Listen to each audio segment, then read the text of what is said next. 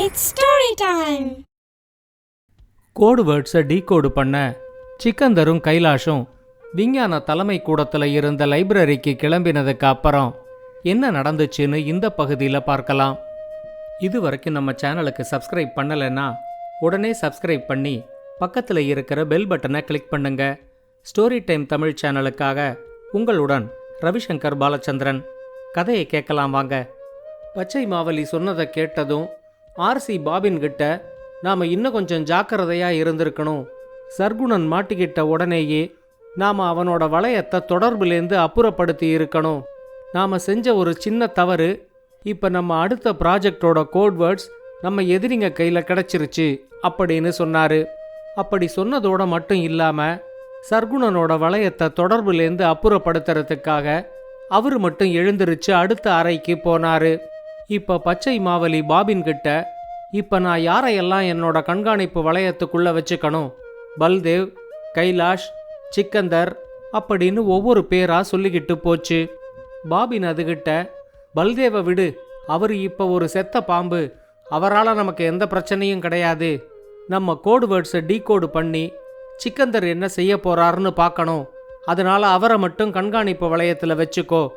இந்த கைலாஷ் பைய ஒரு பொடியனா இருந்துகிட்டு நமக்கு ரொம்பவே குடைச்சல் கொடுக்கறான், அவனுக்கு நான் சர்க்குணனை வச்சு வேற ஏற்பாடு செய்கிறேன் அப்படின்னு சொன்னாரு. உத்தரவுகளை வாங்கிக்கிட்ட பச்சை மாவலி திரையிலேந்து மறைஞ்சு போச்சு. சிக்கந்தரும் கைலாஷும் விஞ்ஞான தலைமை கூடத்தோட கட்டடத்துக்கு வந்திருந்தாங்க. சிக்கந்தர் இப்ப பல்தேவோட ரகசிய உடைகளை போட்டுக்கிட்டு இருந்தாரு. அவரு கைலாஷ் கிட்ட எப்படியும் உன்னால உள்ள வர முடியாது, இது தோணாம போயிடுச்சு, முன்னாடியே தெரிஞ்சிருந்தா உன்னையும் பிரசன்னாவோட வீட்டிலேயே விட்டுட்டு வந்திருப்பேன் அப்படின்னு சொன்னாரு. கைலாஷ் அவர்கிட்ட அது பரவாயில்ல, நீங்க வர வரைக்கும் நான் இந்த புல்வெளியில விளையாடிக்கிட்டு இருக்கிற பசங்களோட சேர்ந்து விளையாடிக்கிட்டு இருக்கேன், நீங்க உள்ள போயிட்டு வாங்க, கோடு வேர்ட்ஸ் ஞாபகம் இருக்குல்ல அப்படின்னு கேட்டான். விஞ்ஞான தலைமை கூடத்துக்குள்ள போறதுக்கு முன்னாடி உங்ககிட்ட கோடு வேர்ட்ஸை ஒரு தடவை கேட்டுக்கலாம் அப்படின்னு நான் நினச்சிக்கிட்டு இருந்தேன், எங்க அந்த கோடு வேர்ட்ஸை ஒரு தடவை சொல்லு அப்படின்னு கேட்டாரு. கைலாஷ் இப்போ ding ding, red rose ready, tick tick, red heart target ready, over அப்படின்னு கோடு வேர்ட்ஸை சொன்னான். அதை கேட்டுக்கிட்ட சிக்கந்தர் தலைமை விஞ்ஞான கட்டிடத்துக்குள்ள போனாரு. லிஃப்டில் அவர் 210வது மாடியை அடைஞ்சதும் அங்க காவலுக்கு இருந்த 2 ரோபோக்கள் சிக்கந்தரை பரிசோதிச்சு பார்த்துச்சு. 2 ரோபோக்களோட கண்களும் பச்சை நிறமா மாறின உடனே தனக்கு அனுமதி கிடைச்சிருச்சு அப்படின்னு புரிஞ்சுக்கிட்டு சிக்கந்தர் அந்த லைப்ரரிக்குள்ள போனாரு. அங்க இருந்த ஒரு மாஸ்டர் கம்ப்யூட்டர்ல கோட் வேர்ட்ஸை டைப் பண்ணி அதோட ஒலி வடிவத்தையும் இன்புட்டா கொடுத்தாரு. கொஞ்ச நேரத்திலேயே அந்த மாஸ்டர் கம்ப்யூட்டர் டீகோடு பண்ணி கொடுத்த தகவல் சிக்கந்தருக்கு மிகப்பெரிய அதிர்ச்சியை கொடுத்துச்சு. இல்ல, இதை நடக்க விடக்கூடாது, இதை எப்படியாவது தடுத்து நிறுத்தணும் அப்படின்னு தனக்கு தானே ஏதோ பேசிக்கிட்டு சிக்கந்தர் விஞ்ஞான தலைமை கூடத்தோட அலுவலகத்தை விட்டு வெளியே வந்தாரு. அவரோட கையெல்லாம் லேசா நடுங்கிக்கிட்டு இருந்துச்சு. அவரோட கண்கள் புல்வெளியில விளையாடிக்கிட்டு இருந்த கைலாஷை தேடிச்சு. ஆனா அவனை அங்க காணும். அவரு சுத்தி முத்தி கொஞ்ச நேரத்துக்கு கைலாஷை தேடினாரு. எங்கேயுமே அவனை காணாததுனால அவரோட பதட்டம் ரொம்பவே அதிகமாயிடுச்சு. கண்டிப்பா கைலாஷுக்கு ஏதோ ஒரு ஆபத்து வந்திருக்கு அப்படிங்கிற எண்ணத்துல அவரு தன்னோட காரை எடுத்துக்கிட்டு வேகமா ஓட்டிக்கிட்டு வீட்டுக்கு வந்தாரு. அவரோட கார் மேல மோதுற மாதிரி வேற 2 பெரிய கார் வந்து அவரை துரத்திக்கிட்டே இருந்துச்சு. அந்த 2 கார்கிட்டேந்து தப்பிச்சு சந்து பொந்துகள் வழியா அவரு தன்னோட வீட்டுக்கு வந்து சேர்ந்தாரு. வீட்டு வாசல்ல அவரு காவலுக்கு நிறுத்திட்டு போயிருந்த ரோபோ தலைக்குப்புற கவிழ்ந்து கிடந்துச்சு. சிக்கந்தர் வேகமா தன்னோட ஆராய்ச்சி கூடத்துக்குள்ள நுழையும் போது அங்க பிரசன்னா ரொம்ப பயந்து போய் உக்காந்துருந்தான். அவன் பக்கத்துல நின்னுகிட்டு இருந்த டோஜோ இனிமே பயப்படுறதுக்கு ஒன்றும் இல்லை, இந்த தாக்குதல்லேருந்து நாம தப்பிச்சாச்சு அப்படின்னு அவங்கிட்ட ஆறுதல் சொல்லிக்கிட்டு இருந்துச்சு. சிக்கந்தர் பிரசன்னா கிட்டையும் டோஜோ கிட்டையும் என்ன நடந்துச்சுன்னு கேட்டாரு. இப்ப டோஜோ சொல்லிச்சு, நீங்க கிளம்பின கொஞ்ச நேரத்துல ஹெலிகாப்டர்ல வந்த யாரோ ஒருத்தன் உங்க ஆராய்ச்சி கூட ரோபோவை அடிச்சு போட்டுட்டு பிரசன்னாவை கடத்துறதுக்கு முயற்சி செஞ்சான். நான் என்னோட இரும்பு கையால அவனோட பின்மண்டையில ஓங்கி ஒரு அடி விட்டதும் அவன் பிரசன்னாவை கடத்துற முயற்சியை கைவிட்டு ஹெலிகாப்டர்ல ஏறி தப்பிச்சிட்டான். உங்க பாதுகாப்புக்கு இருந்த துப்பாக்கியை எடுத்து பிரசன்னா அந்த ஹெலிகாப்டரை சுடுறதுக்கு முயற்சி செஞ்சப்பதான் அந்த ஹெலிகாப்டருக்குள்ள வாயும் கையும் கட்டப்பட்டு மயங்கின நிலையில கைலாஷ் கிடக்கறத நான் கவனிச்சேன். பிரசன்னா ஹெலிகாப்டரை சுட்டா கைலாஷோட உயிருக்கு ஆபத்துன்னு புரிஞ்சுக்கிட்டு நான் தடுத்தேன். அதுக்குள்ள அந்த ஹெலிகாப்டர் கைலாஷை மட்டும் கடத்திக்கிட்டு பறந்துடுச்சு. கைலாஷோட உயிரை காப்பாற்ற வேண்டியனா என் கண்ணுக்கு முன்னாடியே கைலாஷை கடத்தும்போது என்னால் ஒன்றும் செய்ய முடியாம போயிடுச்சு அப்படின்னு ரொம்ப வருத்தப்பட்டு சொல்லிச்சு. சிக்கந்தர் டோஜோ கிட்ட கடத்தினவனோட அடையாளம் ஏதாவது உனக்கு தெரியுமா அப்படின்னு கேட்டாரு. இப்ப டோஜோ சொல்லிச்சு, அவன் பாதி முகம் மறையிற மாதிரி ஒரு முகமூடிய போட்டுக்கிட்டு இருந்தான். ஆனாலும் அவனோட பாதி முகத்தை மட்டும் என்னோட மெமரியில சேவ் பண்ணி ஏற்கனவே என் மெமரியில இருந்த போட்டோஸோட கம்பேர் பண்ணி பார்த்தேன். இத்தனை நாள் பல்தேவ் கூட வேலை செஞ்சுக்கிட்டு இருந்த துணை விஞ்ஞானி சர்க்குணன் தான் அது அப்படின்னு சொல்லிச்சு. இதை கேட்டதும் சிக்கந்தர் ஏதோ யோசனையில இருந்தாரு. பிரசன்னா அவர்கிட்ட, நீங்க போன வேலை என்னாச்சு, அந்த கோடு வேர்ட்ஸை டீகோடு பண்ண முடிஞ்சுதா அப்படின்னு கேட்டான். முடிஞ்சுது, அது நம்ம நாட்டுக்கு மிகப்பெரிய அச்சுறுத்தலான ஒரு தகவல். இப்ப செயற்கை செந்தீவில் ரொம்ப பவர்ஃபுல்லான ஒரு சிந்தட்டிக் போதைப் பொருளை தயாரிச்சுக்கிட்டு இருக்காங்க. ஒரு மாசத்துல அவங்க தயாரிக்கிற மொத்த ரசாயன பொருளையும் இந்தியாவில் மட்டும்தான் விற்கணும் அப்படின்னு அவங்க திட்டம் போட்டிருக்காங்க. அதுதான் அந்த ரகசிய தகவல் அப்படின்னு சொன்னாரு.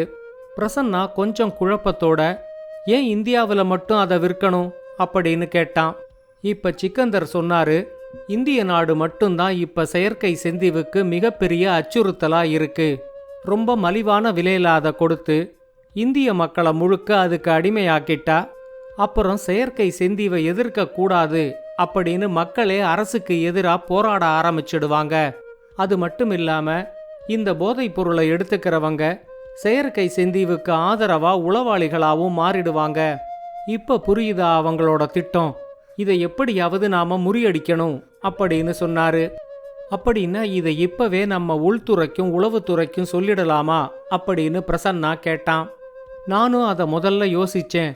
அவங்க கிட்ட போனா அவங்க கேட்குற முதல் கேள்வியே, எப்படி உனக்கு இந்த கோடு வேர்டு கிடைச்சிது அப்படின்னு தான் இருக்கும். நாம பல்தேவை காட்டி கொடுக்கற மாதிரி இருக்கும். ஏற்கனவே பல்தேவ் அவங்களோட சந்தேக வலையில இருக்கிறதுனால இப்ப அவரு என்ன செஞ்சாலும் அவரு மேல இருக்கிற சந்தேகம் இன்னும் அதிகமாகத்தான் செய்யும். அது நமக்கு மட்டும் இல்ல, அவருக்கும் ஆபத்து அப்படின்னு சொன்னாரு. பிரசன்னா கொஞ்சம் யோசிச்சு, நீங்க சொல்றதும் சரிதான், நாம இதை உள்துறைக்கோ உளவுத்துறைக்கோ சொல்ல முடியாது. ஆனா நாட்டுக்கு இவ்வளவு பெரிய ஆபத்து இருக்கும்போது நமக்கென்னாச்சுன்னு விட்டுட்டும் போக முடியாது. இதுக்கு ஒரே வழி நம்மால என்ன செய்ய முடியும்னு பார்ப்போம் அப்படின்னு சொன்னான். இப்ப சிக்கந்தர் அவங்கிட்ட, நான் வெறும் விஞ்ஞானி, என்னால முடிஞ்ச வரைக்கும் கோடு வேர்டை டீகோடு பண்ணி எடுத்துட்டேன். ஆனா இதுக்கப்புறம் இதை எப்படி கொண்டு போறதுன்னு தான் எனக்கு தெரியல அப்படின்னு சொன்னாரு. பிரசன்னா அவர்கிட்ட, நான் சொல்றது சரியா வருமானு கொஞ்சம் யோசிச்சு சொல்லுங்க. இதுக்கு மேல இந்த வேலையை செய்ய நல்ல விஞ்ஞான அறிவும் காவல்துறை அனுபவமும் துப்பறியற ஆற்றலும் இருக்கிற ஒருத்தரால தான் இதை செய்ய முடியும் அப்படின்னு சொல்லிக்கிட்டு இருக்கும் போதே சிக்கந்தர் குறுக்கிட்டு, சரியான நேரத்துல சரியான யோசனைய சொன்ன. சென்னையில என்னோட நண்பர் துப்பறிவாளர் ராகேஷ் இருக்காரு. நாம கொஞ்ச நாளைக்கு டெல்லியை விட்டு சென்னைக்கு போய் அவரோட கூட சேர்ந்து வேலை செஞ்சா டாக்டர் ரகுவீரையும் கைலாஷையும் மீட்டிடலாம். அது மட்டும் இல்லாம ஒரு மிகப்பெரிய ஆபத்திலேருந்து நம்ம நாட்டையும் காப்பாத்திடலாம் அப்படின்னு சொன்னாரு. பிரசன்னா உடனே பயணத்துக்கு தயாராயிட்டான். இப்ப டோஜோ அவங்கிட்ட, ஏதாவது பண்ணுங்கப்பா, என் கைலாஷை எப்படியாவது உயிரோட மீட்டுக்கிட்டு வாங்க, அவன் இல்லாம என்னால இருக்கவே முடியல அப்படின்னு சொல்லிச்சு. சிக்கந்தர் டோஜோ கிட்ட, கைலாஷ உயிரோட மீட்டுக்கிட்டு வர்றதுக்காக தான் நாங்க போறோம். இப்பதான் நீ ரொம்ப தைரியமா இருக்கணும். செயற்கை செந்தீவை சேர்ந்தவங்களால பல்தேவோட உயிருக்கு ஆபத்து இருக்குங்கிறதுனால நீ அவரு கூடவே இருந்து அவரு பாதுகாப்பை உறுதி செஞ்சுக்கணும் அப்படின்னு சொன்னாரு. டோஜோவும் அவங்க 2 பேர்கிட்டேருந்தும் விடை பெற்றுக்கிட்டு அங்கேருந்து கிளம்பி பல்தேவோட வீட்டுக்கு வந்து சேர்ந்து நடந்ததை எல்லாத்தையும் அவர்கிட்ட சொல்லிச்சு. கைலாஷ செயற்கை செந்தீவை சேர்ந்தவங்க கடத்திட்டாங்கன்னு தெரிஞ்சதும் பல்தேவ் ரொம்பவே உடஞ்சு போனாரு. சிக்கந்தர் ஏதோ யோசனையோட சென்னைக்கு பயணமாகறதுக்காக தன்னோட துணிமணிகளை எல்லாம் அடுக்கி வச்சுக்கிட்டு இருந்தாரு. அப்ப அவரோட பார்வை எதேச்சையா ஆராய்ச்சி கூடத்தோட டேபிள்ல இருந்த சயின்ஸ் ப்ராஜெக்டுக்காக கைலாஷ் பண்ணி வச்சிருந்த ரோபோ பல்லி மேலே விழுந்துச்சு. நேரம் கிடைக்கும்போது இதை கைலாஷ் எப்படி செஞ்சிருக்கான்னு பார்ப்போம் அப்படின்னு நினச்சி அதையும் எடுத்து தன்னோட பெட்டிக்குள்ள பாதுகாப்பாக வச்சுக்கிட்டாரு. இதுக்கு நடுவில் செயற்கை செந்தீவில் ஆர்சி பாபின் கூட விஞ்ஞானி சர்க்குணன் இருந்தார். பாபின் அவர்கிட்ட, நீ செஞ்ச ஒரு சின்ன தவறு, வளையத்தை அங்கேயே விட்டுட்டு வந்துட்ட. வளையம் உங்ககிட்ட இருக்கிறதா நினச்சி நாங்களும் கோடு வேர்டை வளையத்துக்கு அனுப்பிட்டோம். இப்போ அதோட விளைவுகள் என்ன ஆச்சுன்னு பாரு. நாம் அடுத்து என்ன திட்டம் போட்டிருக்கோமோ அந்த திட்டம் இப்போ நம்ம எதிரிகளுக்கு தெரியும். இனிமே தான் நாம் ரொம்ப ஜாக்கிரதையாக இருக்கணும். நடந்த கெட்ட விஷயத்துலேயும் ஒரே ஒரு நல்ல விஷயம், கைலாஷை நீ கடத்திக்கிட்டு வந்தது தான். நம்ம கோடு வேர்டை டீகோடு பண்ண சிக்கந்தர் அர்ப்பணிப்போடவும் முழு வேகத்தோடவும் செயல்படக்கூடாதுங்கிறதுக்காகத்தான் அவரு பையன் பிரசன்னாவை கடத்தி மனசளவில் அவரை முடக்கலான்னு பார்த்தேன். ஆனால் அது நடக்காம போயிடுச்சு அப்படின்னு சொன்னாரு. இப்போ சர்க்குணன் அவர்கிட்ட, கைலாஷோட ரோபோ என்னை தலையில் அடித்ததில் நான் தப்பிச்சு வந்ததே பெரிய விஷயமாயிடுச்சு.